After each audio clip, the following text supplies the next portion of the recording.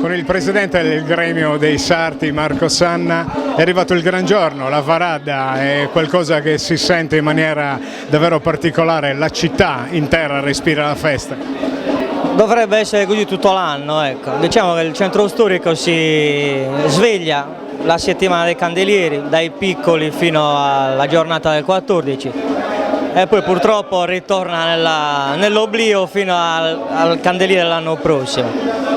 Noi ci stiamo provando a ravvivare il centro storico, insomma a fare le vestizioni dentro le mura, tra virgolette, come si faceva una volta, per cercare di dare una spinta soprattutto a questa zona che sta soffrendo parecchio, la ZTL, i tanti extracomunitari che comunque vivono in maniera Non regolare, diciamo troppi nella stessa casa, quindi diventa una situazione invivibile. Però questo è un giorno di festa, è un giorno di tradizione, è un giorno di passione, quindi questo può essere un segnale per far ripartire quello che è veramente lo spirito della città, dove vive il popolo.